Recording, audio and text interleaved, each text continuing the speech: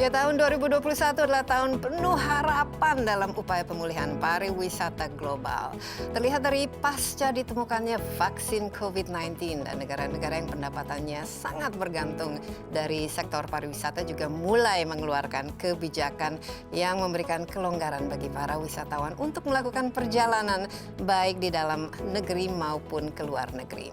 Optimistis kebangkitan sektor pariwisata dan ekonomi kreatif kini semakin menguat seiring dengan program vaksinasi COVID-19 dan juga berbagai kebijakan pemerintah terkait sektor tersebut di Indonesia. Lantas, seberapa optimisme Kementerian Pariwisata dan Ekonomi Kreatif dalam membangkitkan pariwisata di Indonesia? Insight akan membahasnya bersama saya, Desi Anwar.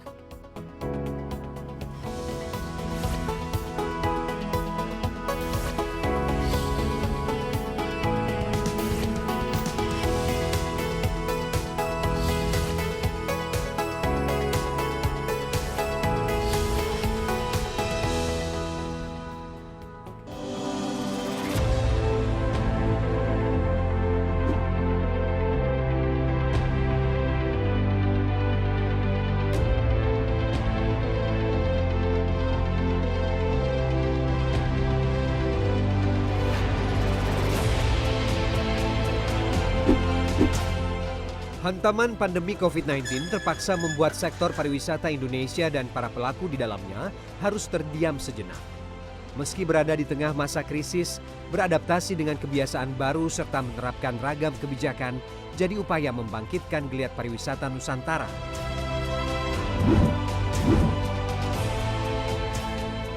Satu di antara sederet upaya menekan transmisi COVID-19 yang diberlakukan pemerintah adalah pemberian vaksin COVID-19 yang kian digencarkan di berbagai daerah.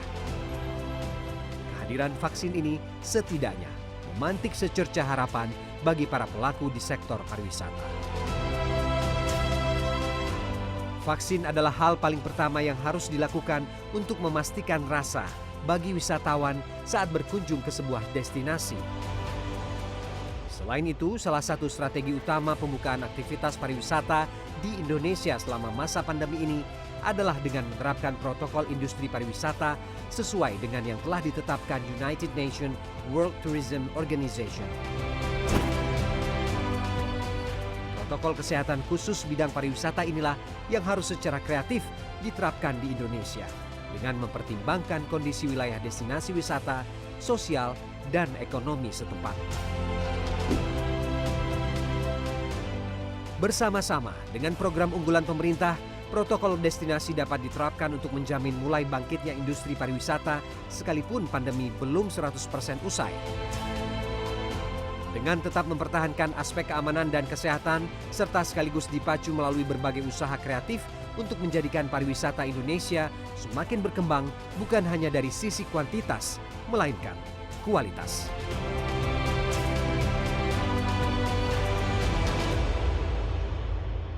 Ya, sejumlah program unggulan untuk mempercepat pemulihan sektor pariwisata dan ekonomi kreatif pasca program vaksinasi nasional kini sudah dimulai dan saat pandemi banyak bermunculan para pelaku usaha sektor pariwisata dan ekonomi kreatif yang mau tidak mau juga beradaptasi dengan teknologi. Tidak hanya itu, pengembangan desa wisata juga bisa menjadi salah satu program unggulan Kementerian Pariwisata dan Ekonomi Kreatif dan juga menjadi lokomotif penggerak untuk pemulihan sektor pariwisata dan ekonomi kreatif di Indonesia. Sektor parekraf ini bukan bagian tentu saja dari masalah ya. Kita harapkan pariwisata dan ekonomi kreatif justru merupakan solusi sebagai sektor untuk memulihkan perekonomian di tanah air. Untuk membahas mengenai masalah ini di studio telah hadir bersama saya Menteri Pariwisata dan Ekonomi Kreatif yang baru, Sandiaga Salahuddin Uno. Halo Pak Menteri Sandi, apa kabar? Baik, apa kabar Mbak Desi? Senang banget udah lama nggak ketemu kita ya. Sehat selalu. Sehat dan mengucap syukur, prihatin, Tentu tapi saja. dengan keadaan COVID-19 ini dan sektor yang menjadi tempat mata pencarian 34 juta rakyat Indonesia ini sekarang sedang mengalami masa-masa tersulit. Ya, dan pariwisata ini merupakan istilahnya kita memiliki pendapatan nomor 4 ya harusnya dari pariwisata. Tapi ngomong-ngomong ini Pak Menteri ini masih relatif baru dalam posisinya. 3 bulan Pak Menteri. Pak Sandi bagaimana perasaannya? Sudah mulai tune in dan sudah ada kira-kira biasanya kan 100 hari pertama itu harus inilah punya prioritas ataupun program-program unggulan yang ingin disampaikan. Ya, memang sejak ditunjuk 23 Desember dan ini seperti kayak kita lari, ini udah harus langsung sprint. Karena kita nggak punya banyak waktu. Makanya saya selalu bilang gercep, gerak cepat. Ini sektor ini udah hampir setahun waktu itu dan sekarang sudah setahun mengalami guncangan yang maha hebat. Jadi kita harus cepat untuk memastikan sektor ini bisa bertahan. Nah, kuncinya prioritas pertama selalu berkaitan dengan menekan angka COVID-19. Bagaimana pariwisata ikut berperan untuk memastikan bahwa kurva itu kita tekan dan landai lah paling tidak. Paling tidak landai dan tingkat penularan COVID-19 ini bisa kita tekan sedemikian mungkin dan kita bisa membantu melalui protokol kesehatan yang ketat dan disiplin, gerakan 3M kita promosikan melalui kanal-kanal kita dan juga melalui upaya-upaya kita, testing, tracing, dan treatment, kita galakkan, kita tingkatkan, kita perluas. Setelah itu di sektor pariwisata dan ekonomi kreatif sekarang sudah ada vaksin dan saya sempat bilang ini game changer. Nah ini game juga changer, ya? Vaksinasi ini kita dorong untuk daerah-daerah sekarang yang betul-betul menjadi daerah prioritas. Bali, Batam, Bintan, Kepri, Jakarta, dan 5 destinasi super prioritas. Nah ini prioritas utama. Prioritas kedua adalah kita mulai, ini mungkin kita harus melakukan satu assessment bahwa setelah pandemi menghantam kita, perlu waktu untuk kembali ke tingkatan semula dari segi kunjungan wisatawan mancanegara. Jadi apa yang bisa kita lakukan? Berarti kita harus melakukan inovasi, adaptasi, dan kolaborasi. Siapa yang disasar adalah wisatawan Nusantara. Ada 55 juta kelas menengah Indonesia yang biasanya berwisata ke luar negeri. Nah sekarang mereka harus mengurangi pergerakan mereka. Jadi kita tawarkan dengan produk-produk pariwisata dalam negeri dengan mengacu kepada standar protokol kesehatan yang ketat dan disiplin. Dan kita punya sertifikasi CHSE, Cleanliness, Health, Safety, dan Environmental Sustainability. Kita certified destinasinya, kita certified events-nya, kita certified SOP-nya, sehingga ada rasa aman, nyaman, dan confident orang berwisata itu akan kembali. Nah, baru di tahapan ketiga, setelah vaksinasi sudah lebih terdistribusi, setelah kita melihat kepatuhan protokol kesehatan semakin baik, testing tracing-nya semakin perluas, treatment hospital kita juga sudah tidak overwhelmed, itu kita baru mulai melihat wisatawan mancanegara untuk kembali dengan manuver atau approach yang sangat targeted dan segmented. Jadi pendekatan kita akan menggunakan big data, pendekatan kita akan mengacu kepada produk-produk destinasi wisata dengan originasi yang terfokus. Jadi misalnya Tiongkok, Malaysia, Singapura, Timur Tengah, Eropa, mungkin Amerika. Jadi ini yang akan kita lakukan. Jadi banyak banget tugasnya di 3 bulan pertama ini, tapi kita itu tahapannya. Kita ingin COVID-19 tertangani dengan baik dan saya harus menebar harapan, semangat bahwa kita optimis. Iya, penting. Semangat itu penting karena ya tadi yang paling penting itu adalah kesehatan itu pulih kembali. Ini kita perlu juga ingat bahwa Menteri Sandi ini menjadi menteri itu pada saat-saat Indonesia itu industri pariwisatanya itu babak belur. Saya ingat tahun 2019 ya, kita tuh punya 16 juta wisatawan yang masuk ke Indonesia dengan nilainya itu kalau didolarkan itu lebih dari 15 miliar dolar dan ini merupakan 4% ya dari GDP. Tahun 2020 langsung turun hampir 90%. Nah, ini kan berarti tantangan itu sangat-sangat besar. Nah, tapi saya lihat juga tadi kita harus beradaptasi. COVID ini membuat kita itu betul-betul harus mengadopsi yang namanya new normal. Semuanya serba digital dan lain sebagainya. Ini bagaimana kalau dari sisi beradaptasi dan juga kalau kita memastikan semua ini harus COVID oriented.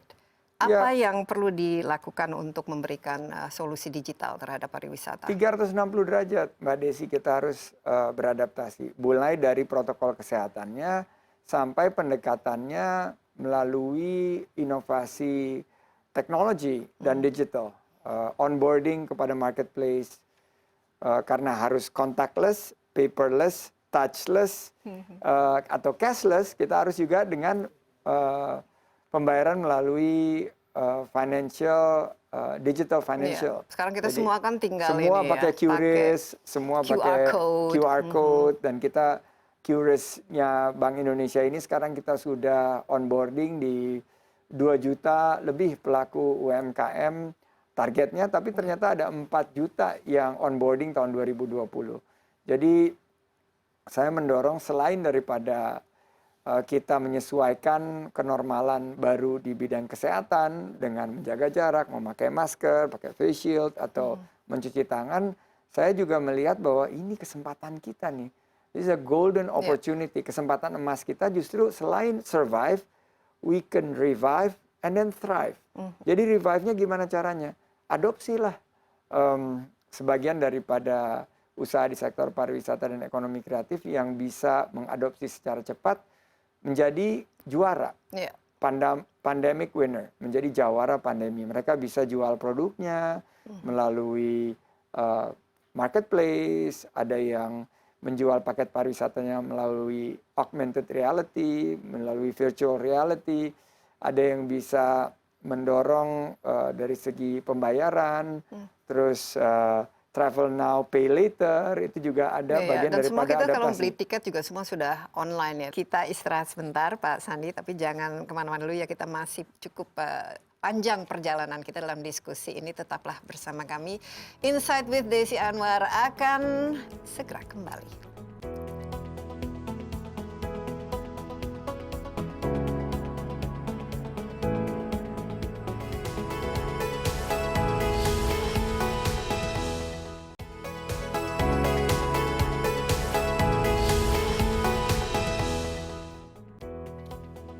Kembali bersama Insight with Desi Anwar. Topik kita bagaimana memulihkan ya industri pariwisata dan juga ekonomi kreatif kita bersama Menteri Pariwisata dan Ekonomi Kreatif Sandiaga Salahuddin Uno. Tapi kalau kita lihat tadi QRIS itu ada sebenarnya Quick Response Code Indonesian Standard. Ya, ini kira-kira apa targetnya lah dari penggunaan ini? Apakah akan meningkatkan jumlah mungkin revenue atau masukan, atau ini kan kita lihat kan situasi pandemi COVID ini salah satu industri yang naik daun itu justru yang berkaitan dengan Internet of All Things yang serba digital.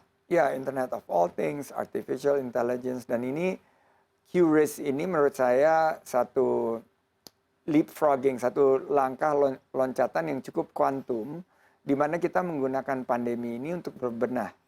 Selama ini kan orang bilang ya, don't waste a good crisis. Jadi ada krisis yang seperti tahun 97 kita melakukan reformasi di bidang demokrasi, pers, dan lain sebagainya. Tahun 2008-2009 kita ada reformasi, ada subprime crisis, kita reformasi di sistem keuangan global. Nah, kali ini salah satu yang terbuka kesempatannya di tengah-tengah keterpurukan ekonomi, di tengah-tengah pandemi ini adalah bagaimana kita transformasi. Nah, QRIS ini adalah kesempatan kita menggunakan, karena ini juga comply atau patuh terhadap protokol kesehatan karena touchless, karena tidak boleh bersentuhan, tidak memakai uang cash, ya ini harus kita dorong. Nah, target kita tentunya dari sektor pariwisata dan ekonomi kreatif kan sekarang 4%. Dengan ekonomi kreatif dan pariwisata targetnya mungkin 7% kontribusinya terhadap GDP, dan kita mulai shifting nih dari target-target yang berorientasi kuantitas, jumlah wisatawan yang datang, ke kualitas. Yeah. Jadi apa footprint kita terhadap lingkungan, sustainability, dampaknya seperti apa, dampak keberlanjutannya seperti Berarti apa. kan target audiensnya juga, Jadi target audiensnya kan juga harus shifting. ada perubahan. Lama mereka tinggalnya di sini, juga spendingnya, berbelanjanya apa saja. Kita mengarah nih ke produk-produk kreatif lokal, produk-produk yang memberikan satu dampak holistik kepada ekosistem ekonomi rakyat Iya, kita. sekarang kan ya ekosistem juga dari segi teknologinya kan penting. QRIS ini di backup dengan teknologi dan juga ya ekosistem digitalnya yang kuat, karena apalagi kalau semua transaksi harus lewat digital kan berarti kan harus ada safety-nya, keamanan, financial ininya lah, transparency, akuntabilitas dan lain sebagainya. Ini bisa apalagi dengan target yang lumayan cukup tinggi. Sangat bisa, menurut saya tentunya cyber security-nya kita harus pastikan. Tapi yang menarik ya Mbak Desi, selama ini UMKM itu mengeluh akses terhadap financing, akses mereka terhadap modal, akses mereka terhadap capital. Nah, dengan QRIS ini kita dipaksa untuk memiliki sistem keuangan yang transparan, baik dari segi pencatatan pembukuan maupun juga pelaporan pajak. Karena dengan QRIS ini semuanya terbuka, transparan, accountable, responsible, independent, and fair.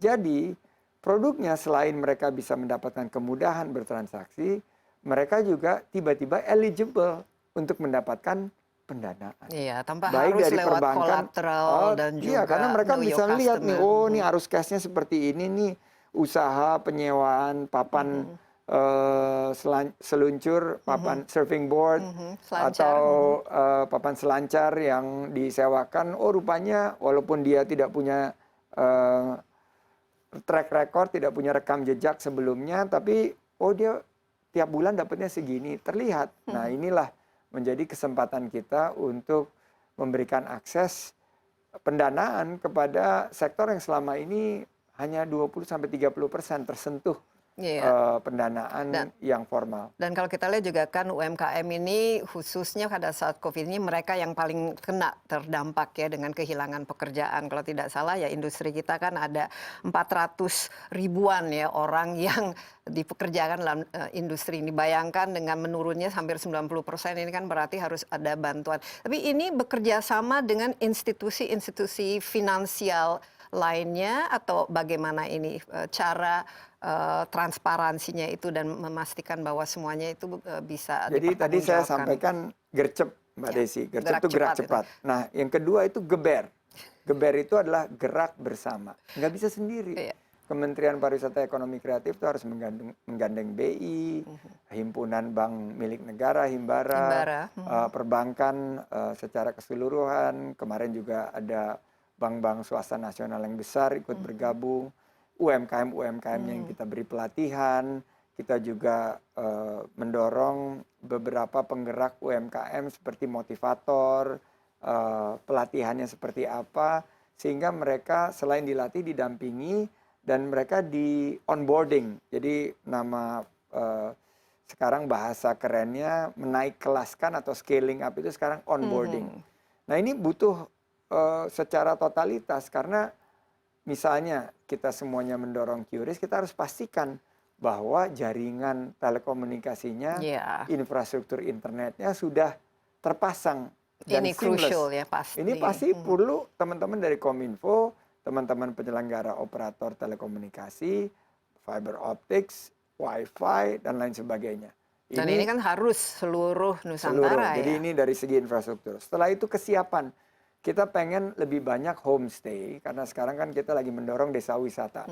Salah satu yang menjadi bagian dari adaptasi di tengah pandemi ini adalah ternyata desa wisata ini menjadi satu fenomena, sebuah kegiatan pariwisata yang inklusif, yang bisa merangkul semua lapisan masyarakat. Jadi kan selama ini kan pariwisata dan ekonomi kreatif, cuman kalangan menengah ke atas. Iya, dan tempatnya itu saja. Dan sekarang itu saja. Dengan konsep nature and culture, kebudayaan dan alam terbuka, agrowisata, sports tourism, kita sama-sama suka lari. Sekarang kembali lagi, baik itu melalui virtual, hybrid atau offline.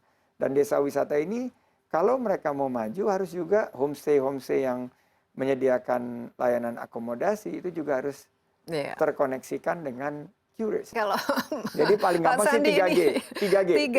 Oke. Gercep, gerak cepat, geber, gerak bersama, dan gaspol. Nanti garap semua lebih potensi. rinci lagi khususnya mengenai 3G ini. Kita istirahat sebentar Pak Sandi, tapi jangan kemana-mana dulu ya, kita masih cukup panjang perjalanan kita dalam diskusi ini. Tetaplah bersama kami. Insight with Desi Anwar akan segera kembali.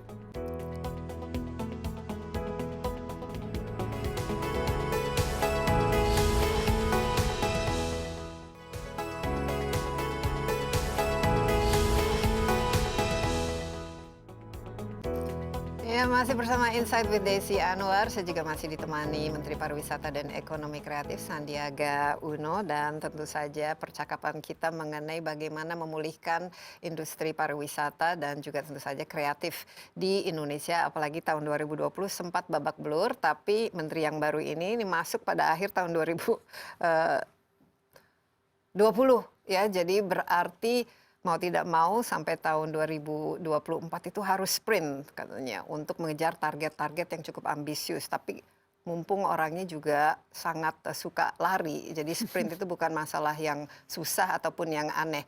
Punya 3G, gerak cepat gercek, gerak bersama, geber, dan gaspol. Gerakan menggarap semua potensi. Tadi disebut desa wisata merupakan salah satu yang bisa dikembangkan. Tentu saja ini juga berkaitan dengan, saya ingat berbincang dengan Menteri Desa bahwa banyak sekali, ada 75.000 desa di Indonesia. Tentu saja tidak semua bisa dikembangkan dengan pada saat yang sama. Ada yang tentu saja masih harus dibina, ada juga yang mungkin sudah mulai belajar, tapi ada juga yang tentu saja bisa dikembangkan lebih jauh lagi. Bagaimana strateginya, apalagi tadi disebut salah satu yang dijadikan keharusan dalam masa COVID ini itu harus bersih ya, tentu saja clean ya, harus healthy-nya terjaga, dan juga tentu saja harus sustainable terhadap lingkungan, dan juga harus memadai dari segala aspek. Bagaimana? Jadi desa wisata ini sekarang menjadi pilihan yang sangat eksotis. Bahwa kita diberikan tugas ada 244 desa wisata, dan kemarin ini kita dapat komentar dari teman-teman di DPR di Komisi 10, kok cuma 244, kan ada 75.000 desa. Nah ini sekarang lagi kita rancang agar kita bisa lebih menyentuh. Desa wisata ini seperti startup sebetulnya. Jadi ada yang desa rintisan, ada yang desa berkembang, ada yang desa maju, dan ada yang desa mandiri kan. Jadi from startup to unicorn. Nah kita harus melakukan pendampingan dari simple stuff ya. Jadi hal-hal yang sangat sederhana. Misalnya desa wisata itu harus punya aspek komersial. Jadi mesti ada homestay-nya. Jadi mereka kita dampingi mulai dari linennya harus putih.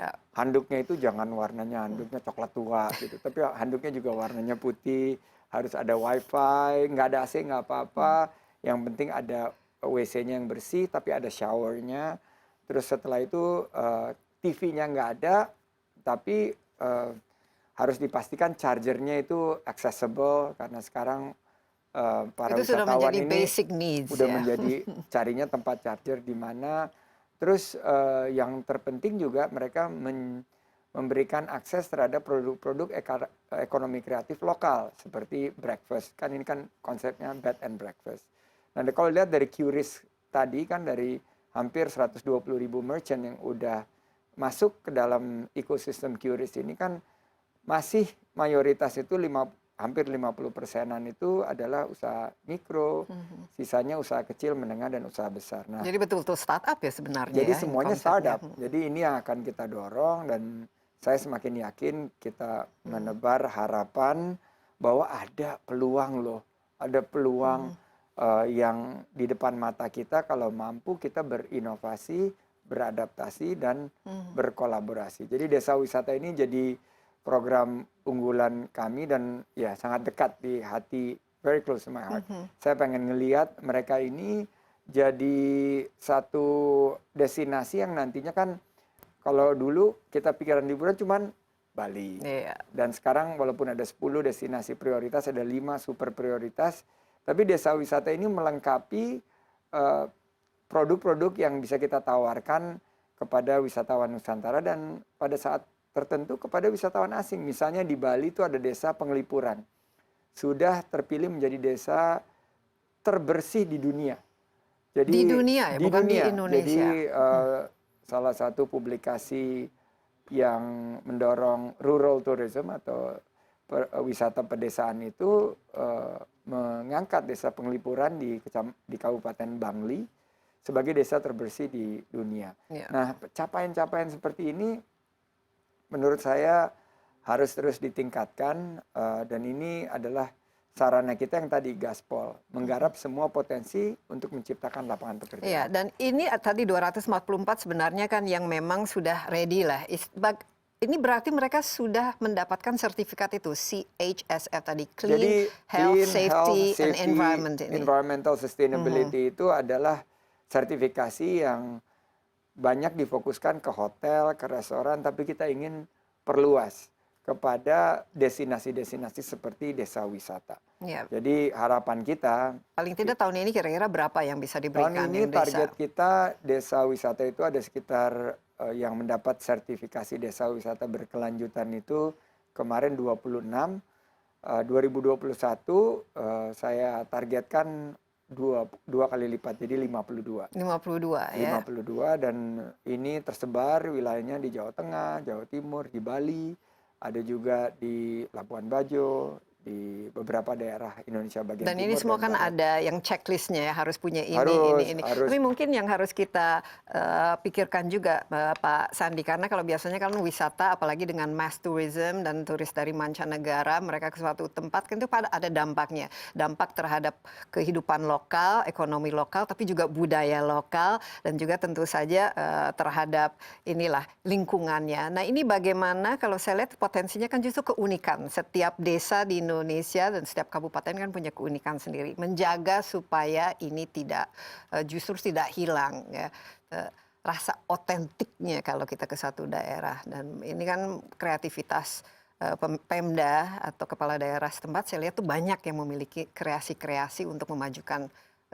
wilayahnya. Saya melihatnya itu Mbak Desi, ada nggak local champion, anak muda biasanya atau baik itu mereka besar dan lahir dan besar di satu desa atau lahir terus dia sempat berprofesi di luar desa dan kembali ke desanya, mereka yang saya sebut sebagai the entrepreneurial spirit. Jadi ada spirit, ada semangat kewirausahaan untuk membangun desanya. Dan ini luar biasa. Kita ngelihat bahwa melalui spirit-spirit, semangat-semangat kewirausahaan ini mereka bisa membangun satu ekosistem yang berwawasan global tapi berkearifan lokal. Ya. Jadi ciri-ciri khas desa tersebut nggak hilang. Arsitekturnya dijaga, mereka jaga juga budayanya, makanannya, terus juga UMKM setempat, wisata-wisata yang berbasis agrowisata setempat itu nggak diubah. Misalnya saya ke Desa Taro, ini di Gianyar di Bali. Salah satu yang dia kedepankan ini nggak pernah terpikirkan sama kita, yaitu wisata melihat kunang-kunang. Banyak kita yang di perkotaan udah nggak pernah ketemu kunang-kunang. Tiba-tiba fireflies namanya ya. Tiba-tiba ada desa yang menawarkan paket melihat kunang-kunang saat malam. Sangat cantik. Saya ngelihat dan mereka punya paket yang lain daripada yang lain. Jadi authenticity. Dan juga unik ya. Ini kan sesuatu yang tidak bisa didapatkan di mana saja. Relevan dan sangat talkable. Jadi sangat menjadi buah bibir gitu. Dan sekarang juga harus Instagramable dan, semuanya. Ya, tentunya Instagramable. Ada Desa Kutuh juga di Kabupaten Badung. Desa Kutuh ini mengedepankan sports, kampung sepak bola misalnya, atau mereka mendorong konsep yang dekat dengan wellness tourism atau pariwisata berbasis kesehatan gitu. Jadi spanya, atau meditasi, yoga dan lain Iya. sebagainya. Sekarang juga orang kan mencari sesuatu yang berbeda ya. Mereka berwisata bukan hanya untuk belanja dan melihat destinasi wisata yang biasa-biasa saja, tapi justru mencari yang butik ya, off the beaten path, yang unik dan lain sebagainya. Tapi Pak Sandi tadi Bali ini sebenarnya kan Bali itu sebenarnya orang lebih kenal nama Bali mungkin daripada Indonesia ya. Sudah masuk ke dalam top 10 dari pilihan destinasi wisata mancanegara. Kan ada keinginan juga untuk membuat 10 Bali lagi. Nah, ini bagaimana? Masih jalan, masih diteruskan? Masih jalan. Jadi 2014-2019 pemerintah menetapkan 10 Bali baru. Dan akhirnya di 2019-2024 ini dikerucutkan menjadi 5 destinasi super prioritas. Danau Toba, Borobudur, Mandalika itu di Lombok, Labuan Bajo di NTT, dan Likupang di Sulawesi Utara. Kita break sebentar, tapi apa-apa saja yang kita siapkan untuk 5 New Bali ini, ya tetaplah bersama kami. Insight with Desi Anwar akan segera kembali.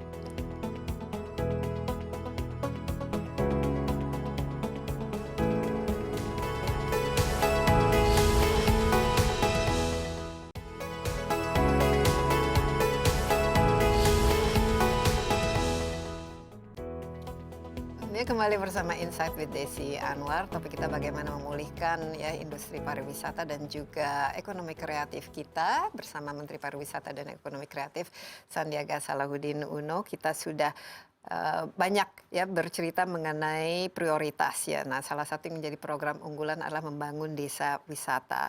Nah, desa wisata ini ada 75.000 desa. Indonesia memiliki begitu banyak desa, tapi kita prioritaskan ke beberapa. Tadi mungkin untuk tahun ini ada 245, tapi nanti semua akan diberikan sertifikasi karena kita masih tentu saja dalam suasana COVID, dan pasti 1, 2 bahkan mungkin seterusnya kita yang namanya virus COVID ini tidak akan kemana-mana. Jadi ini sudah harus menjadi bagian DNA dari industri pariwisata kita, bersih, sehat, dan juga memastikan bahwa lingkungan sekitarnya juga terjaga. 5 New Bali. Tadi ada Toba, Borobudur, Mandalika, dan yang saya dengar Mandalika ini kan ada Go Mandalika ini di Lombok, dan selama ini memang sudah difokuskan untuk menjadi destinasi internasional ya yang baru.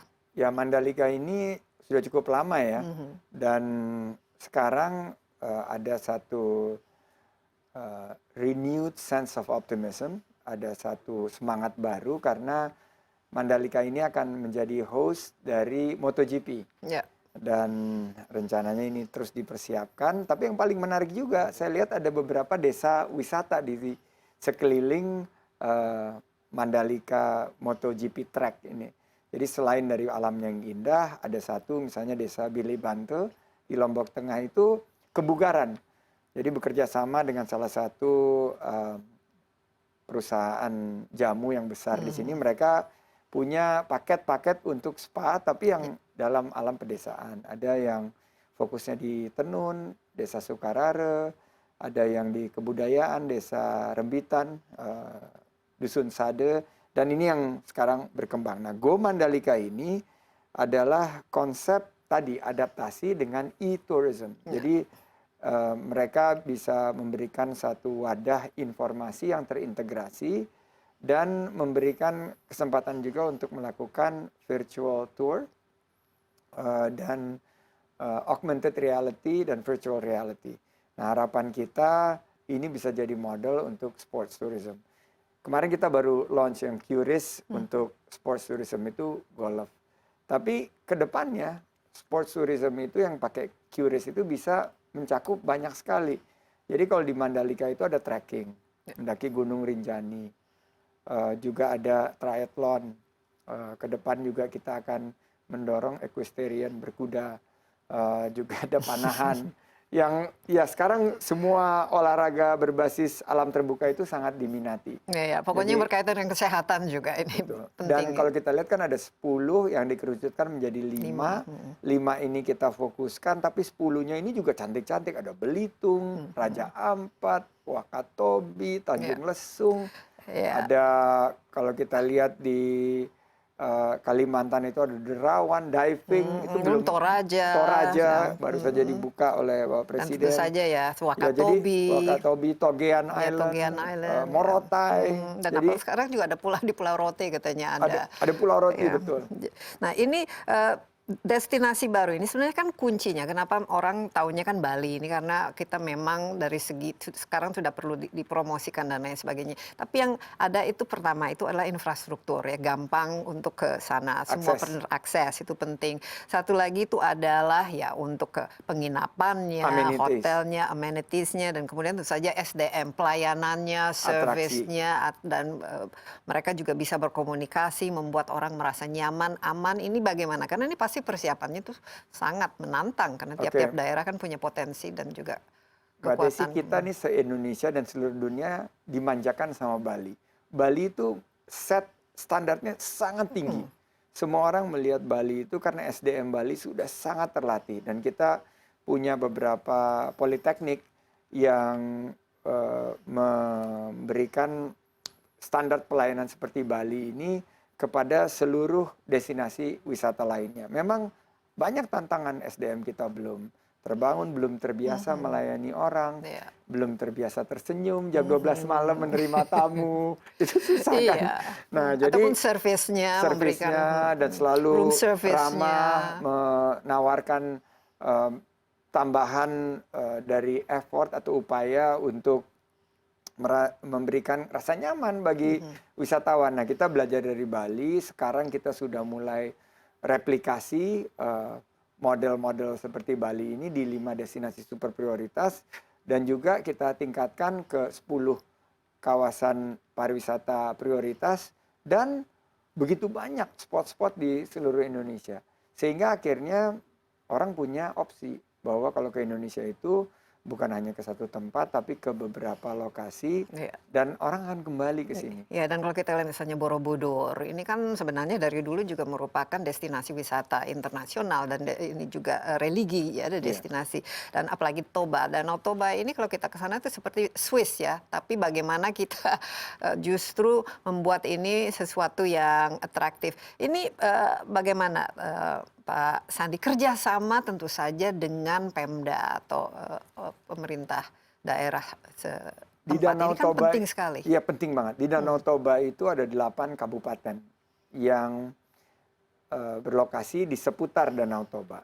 Jadi tentunya koordinasi, dan selain koordinasi, sinergi, visi yang sama, dan rasa menjadi bagian daripada upaya ini, itu yang lagi saya coba bangun, saya sentuh semuanya, Bapak Bupati maupun ketua adat setempat kita ajak bicara bahwa dengan adanya pariwisata, ekonomi kita akan pulih kembali.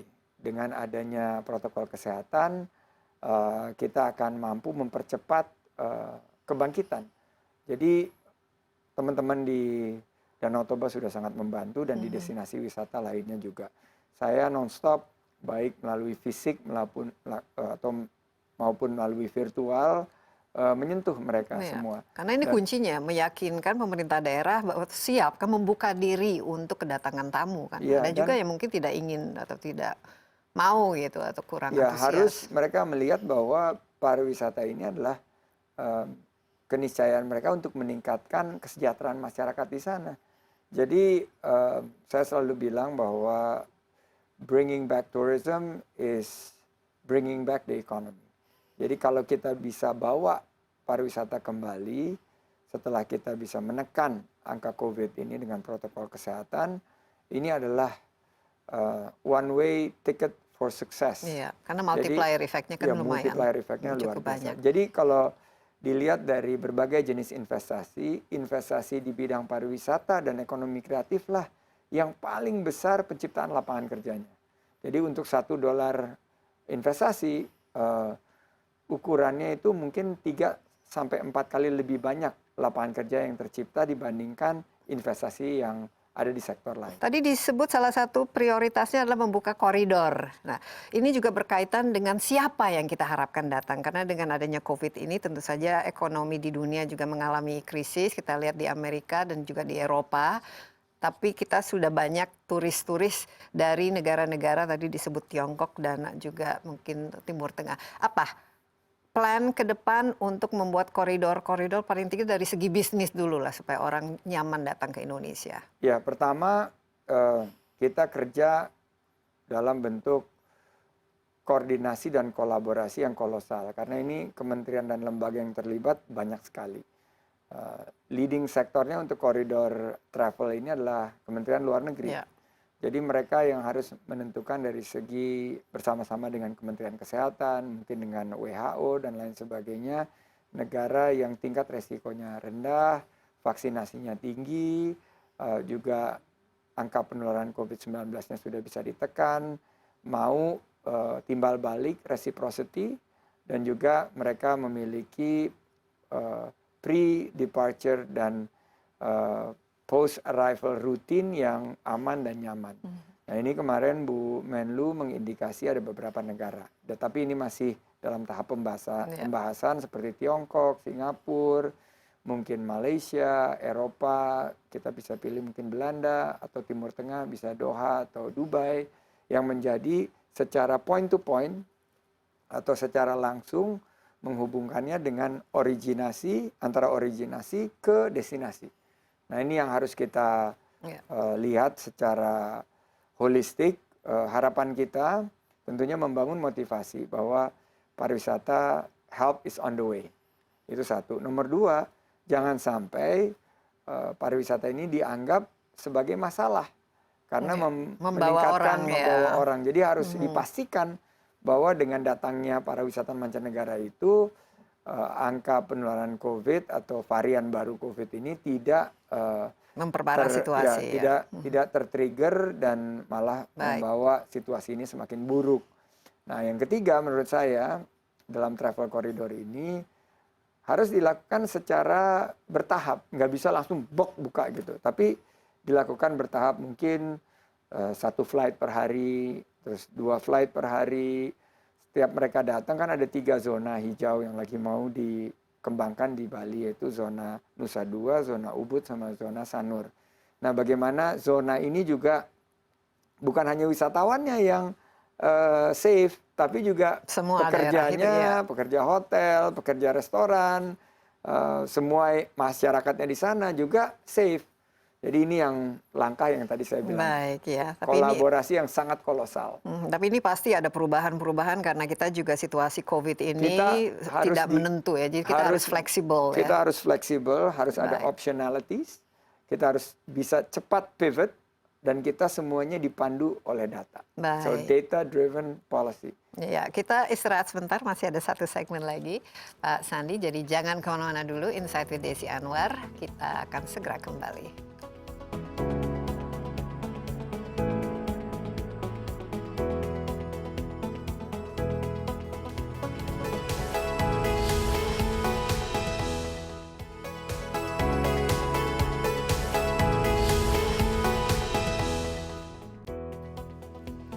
Insight with Desi Anwar, saya masih ditemani oleh Menteri Pariwisata dan Ekonomi Kreatif Sandiaga Uno, dan ini Pak Sandi ini sebagai Menteri Pariwisata dan Ekonomi Kreatif yang baru, sprint ya, semuanya gerak cepat, ya, gerak bersama, karena kuncinya itu adalah kolaborasi. Tentu saja dalam bicara pariwisata dan ekonomi kreatif ini semua stakeholder harus dilibatkan, dan tentu saja Indonesia sebagai negara, kalau kita bicara potensi, sebenarnya kan potensi itu luar biasa, potensi alamnya, potensi budayanya, potensi macam-macamnya lah.